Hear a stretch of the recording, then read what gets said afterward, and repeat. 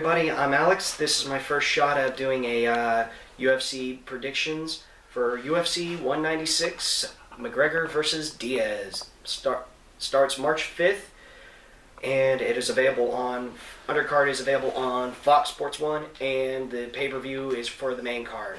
Now note that these are all just predictions. This doesn't mean that these are exactly what I think is going to happen.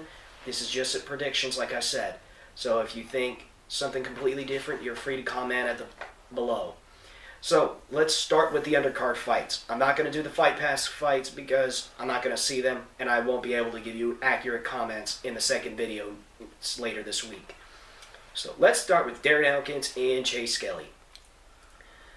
Now this fight is interesting, but it's predictable at the same time.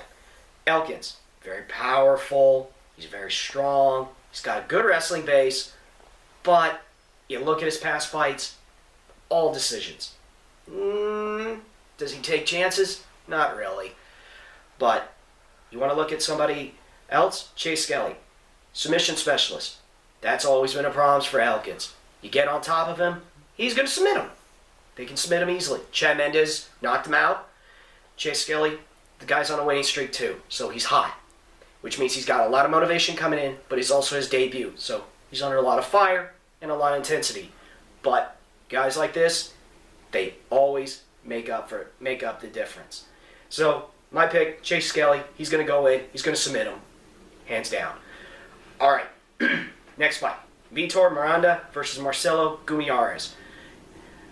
Now this fight's interesting because it's not really a fight I pay attention to, but it's interesting because it could be fight of the night potential. Now, Vitor Miranda, he's got a kickboxing record, he's a great striker, he's knocked out guys, he's mostly a finisher. But the big difference is between him and his opponent is the decision and the finishing. His opponent's got a lot of decisions, but not a lot of finishes. So it's easy to give the fight to the guy who's going to go for the finish. He's going to go for broke. He's not going to play it safe. Sometimes it's okay to play it safe. But you can't play it safe all the time. You got to go for broke. But the big difference is Miranda, he's got a 4-inch reach advantage. That's not counting the legs yet. So the difference is Miranda is going to get the win just because he's going to keep him outside his range and he's going to knock him out if he gives him the chance. So edge Miranda.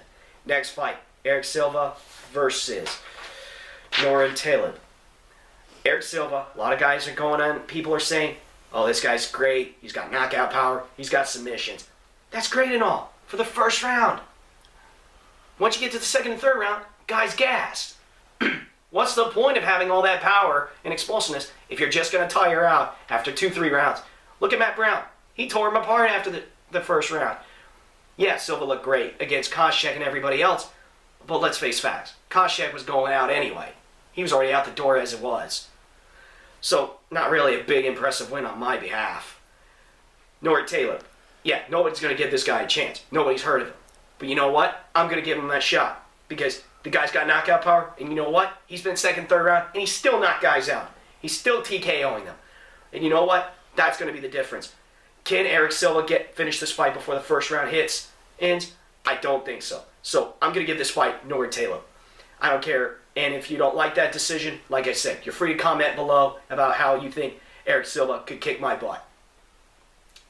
Now we're going to go to the main event of the undercard. Brandon Thatch, Sayar Bohadazara. Now this is a classic striker versus striker matchup. So you can pretty much throw the whole wrestling pedigree out the window. But the big thing is for me is that Brandon Thatch, he's taller, he's more diverse with his striking. Whereas Bohadazara, he's got a boxing pedigree. He's good at counter-punching. Both these guys' last big wins were against Paul Diago. But Azara knocked him out with a counter-punch. That's impressive. But that's only when you're coming in and your head's ducked. Brandon Thatch, however, stopped him with knee strikes to the body. That's dangerous. So, Thatch, I'm going to give him the fight. He's more diverse. He's got better kicking, punches, elbows, and knees. So, that's pretty much all there is to it. Now we're going to go to the main card. Amanda Nunes, Valentina Shevchenko. Now, I know what people are thinking. Shevchenko, she had an impressive fight. She did very well in her match with her opponent. And chances are, they think she's going to pick up the win.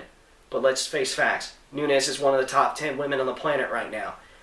And arguably, I thought she was probably one of the few women that could probably dethrone Ronda Rousey.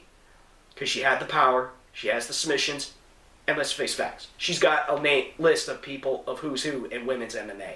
She submitted Sarah McMahon in her last fight. Come on. How many of us remember Sarah McMahon? Silver medalist in wrestling. So, I'm going to give this fight to Nunes. Shevchenko has been stopped before. That's her one loss in her whole career. She's been TKO'd. Nunes has just got too much power. She's going to do it. So, edge, Nunes. Now, Corey Anderson, Tom Lawler. I didn't have to think long in this fight. Tom Lawler got tons of respect for. He's got power. He's got submissions. But Corey Anderson, he's too explosive. He's too fast. And he blends his striking and his wrestling together so well.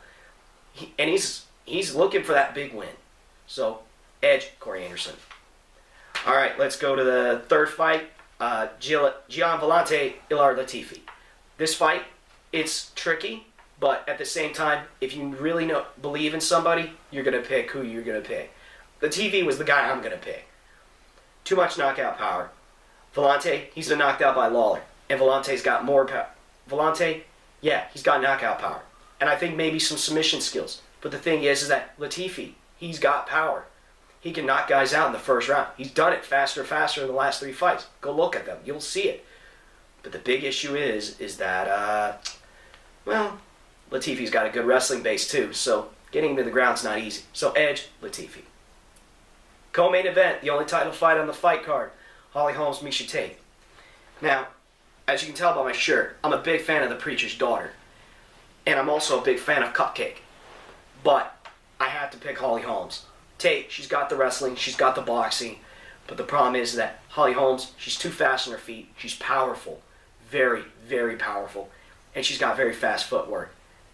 So, edge, I gotta give it to Holly Holmes, because you can't wrestle anything you can't catch. And, well, let's face facts. Are you really gonna go against the woman that ended Ronda Rousey's undefeated streak? I don't think so. Now, main event of the night. Now, a lot of you Irish fans may not like me for this, but I'm going to have to go Nate Diaz on this one. And there's a very good reason. I just wanted to speak. Just think logically. We're talking about a guy who's going from 145 to 170 in 2 weeks. So, realistically, what do you have to put your body through to get that?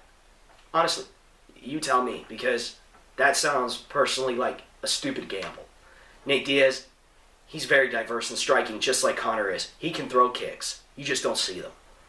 And the big thing is, he's a Brazilian Jiu-Jitsu black belt, and he's tough. He's tough as nails. And there's no way McGregor's going to get into his head. So, as much as I hate to do it, I'm going to have to go with Nate Diaz in this fight. Well, that's all the fights for the fights. So, I'll see you guys after the fights. I'm going to post a video on Sunday about the results. So, I'll see you guys then. Alex, out.